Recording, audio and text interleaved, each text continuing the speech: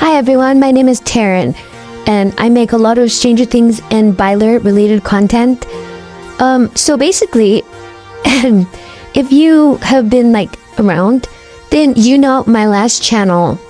This is actually not my first channel, and that I lost my last channel because basically what happened was I got a new phone, so I forgot to log in to my new phone with those old account and details, so I kind of forgot the password and everything, so this is my new account. So everyone who watched my other video on my old account, I love you so much, thank you for that, but there's no need to worry about that account anymore. But anyways, so basically I did actually make a part 2 to that video. However, like I mentioned the new phone thing, all the material I had was on that phone, and I didn't get to save it in time, and I don't have that phone anymore. So basically the whole video is deleted, so I had to start from scratch.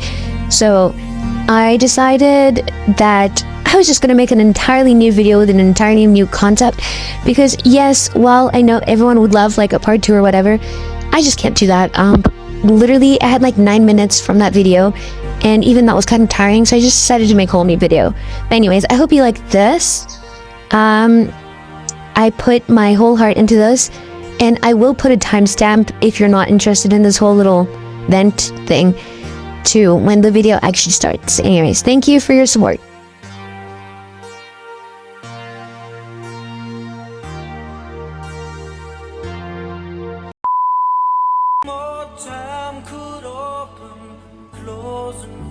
The scene opens with the camera panning over objects in Elle's room.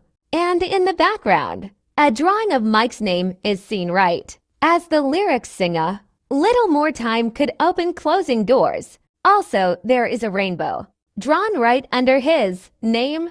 Just a little uncertainty can bring you down. Can bring you down. Nobody wants to know you now. Nobody wants to show you. Mike, stop. So if you're lost and on your own. Mike! I wish I was still with you. I know. Me too. But I'll see you tomorrow, all right? First thing. Susie does, she's a genius. Is she cute? Think Phoebe Cates, only hotter. Hey. Are you okay? Yeah? Are you sure? I want to quickly discuss the dynamics of this scene. So obviously this is supposed to be a group hangout between the 4 of them. However, the way the scene is set up makes it seem as though this is a double date. They are each put into pairs, Lucas and Max, because they are canon couple. Then you had these two because they have a solid relationship with each other. Max and Byler being seated away from each other frames this whole scene to be potentially read as a double date, especially because one is a canon couple in the show and one is a ship potential future partnering. This was done on purpose by the writers because they could have easily made them all sit together as a friend group to reaffirm the narrative of this scene being platonic. We also see for open seats, showing that this was an active decision.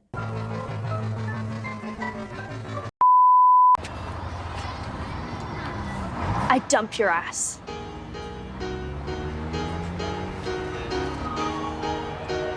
His breakup with Al is framed in a very comedic way, almost as if it's not that serious. Neither of them look hurt or sad.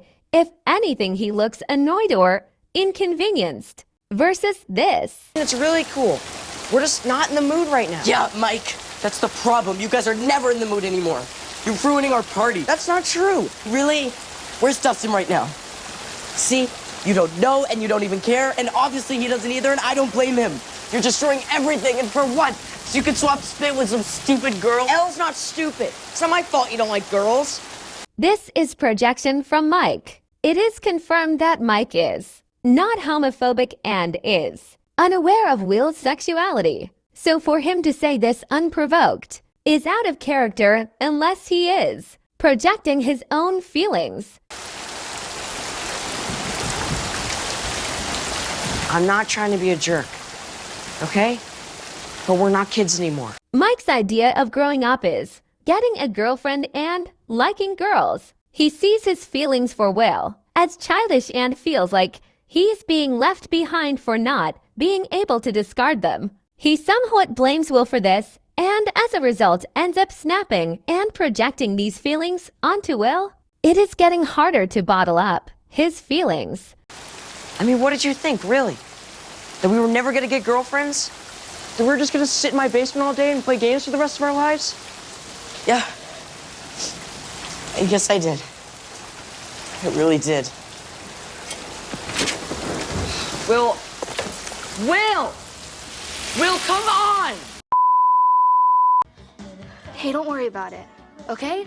He'll come crawling back to you in no time, begging for forgiveness. I guarantee. I don't understand what I did to deserve this. Nothing.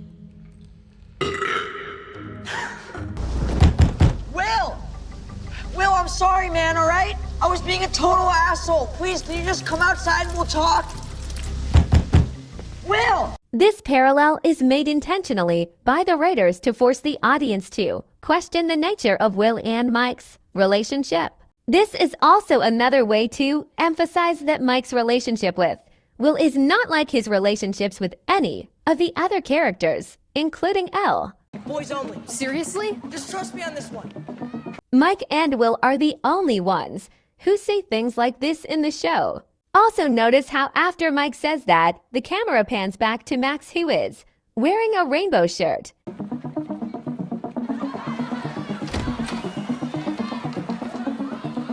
Okay, so we wait until the pool closes. More queer coding with regards to Mike and the words men and boys. Hey, shut the door! Come on, kids, shut! Look at their reactions. Lucas looks away, and Will kinda just looks panicked or embarrassed, whereas Mike looks guilty and ashamed. I think I just threw up in my mouth. And look, Notice the way Mike and Will just move on and don't acknowledge what just happened. Lucas expresses immediate disgust and Mike and Will don't respond. Instead, Mike continues to explain his plan, eager to move away from the subject, similar to the way he does not want to acknowledge his feelings for Will and men in general. Even the way they are positioned after Lucas says this, they are on opposite sides of this topic.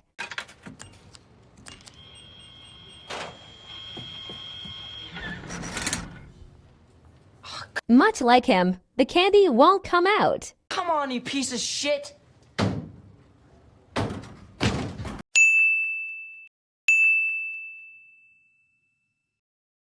Very silent but obvious queer coding. Also a subtle hint at where Mike's heart lies. 2 in a row. that was good. That was good.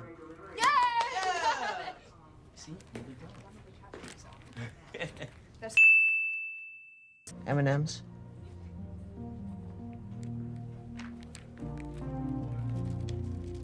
The green and red M&M were non-existent in 1985, showing that the olive branch is fake. He literally gives her rainbow candy after checking out Will. Could he be more obvious? Please just come up with a new plan because I love her and I can't lose her again. Look at Mike's face. He almost looks like he regrets saying this immediately. Look how Will is positioned behind Mike's head after Elle walks in, a literal depiction of Will being at the back of his mind. Yeah, they do say it makes you crazy. It has already been somewhat established that in the Stranger Things universe, crazy equals love. I think you better tell him that. What? Only love makes you that crazy, sweetheart. And that damn stupid. Well, it can also be concluded that the word stupid equals unrequited love. But I'll come back to this later. For now, just keep the crazy idea in mind. What makes you crazy? This is a subtle way to show that there is no actual romantic love between Mike and Elle. It's also a literal metaphor that shows that 11 does not know what love really is. Phrase like blank makes you crazy, like the word. Girlfriends? No, not girlfriends. Boyfriend. Yeah. Okay, but on a real note, watch how his tone only becomes more frantic once Elle brings up the idea of boyfriends. Phrase like blank makes you crazy, like the word. Girlfriends? No, not girlfriends. Boyfriends. No, not boyfriends either. It's like a feeling, or yeah, like something, like old people say to each other sometimes. Mike mentioning the phrase "I love you" being a phrase for old people is very telling because it once again circles back to how he perceives relationships, particularly straight relationships, as being a signal of growth. He feels obligated to love her, but his emotions are insincere. Thanks. You packed your walkie, right? Yes. Because you know that I'm gonna steal Cerebro from Dustin and call you so much you're gonna have to turn it off, right? Maybe you could come up here for Christmas. And Will, too. You can come before or after Christmas or whatever Mrs. Byers wants, but I was thinking Christmas Day could be super fun because we'd all have cool new presents to play with, and, sorry, that made me sound like a 7-year-old. Once again, Mike brings up the idea of being childish and says he sounds like a 7-year-old. As we know, this number is also connected to Byler and Will, showing how he still views his feelings for Will as childish.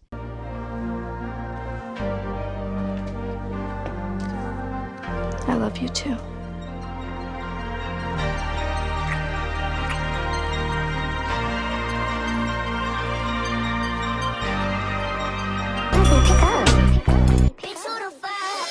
There is a lot to be unpacked in this scene, but let's start with the kiss. First off, he does not look dazed or happy from that. If anything, he looks confused and somewhat conflicted, which makes no sense because his girlfriend just professed her love to him and kissed him after he'd been trying to win her back all season. Not exactly the reaction you'd expect, but sure, okay. So for context, the bear is Will's and it was previously in the closet but has now been removed by Mike, kind of showing how Will is slightly coming out of the closet as the show progresses. Also notice how the bear is right in between Mike and Elle. This is a metaphor to show the main thing getting in the way of their relationship besides Mike's sexuality is Will. And here during the kiss, not only are Mike's eyes open the entire time, but he is literally standing in front of an open closet and the bear stays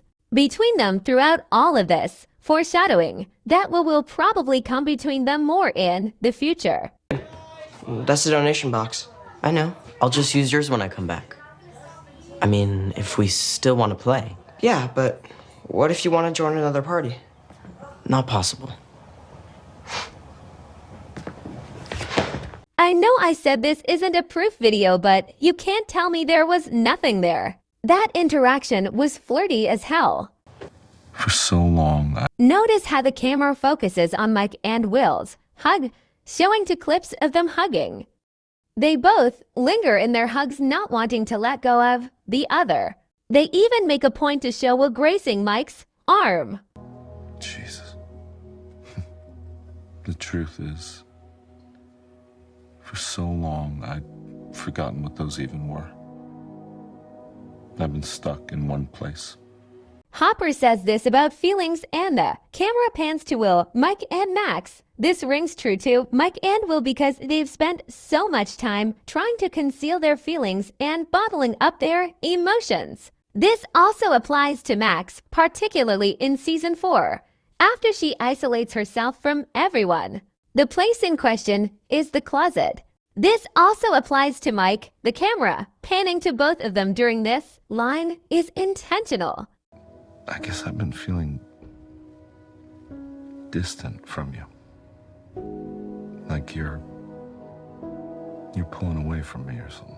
This line is also applicable to Mike and Will. This theory is proven when he looks back at the Byers' former residence. Turn back the clock to make things go back to how they were.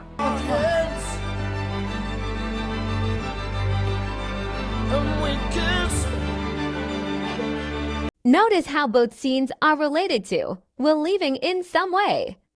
It just goes to show that Mike's love for Will is so strong that him moving away from Hawkins has the same effect on Mike as him being presumably dead.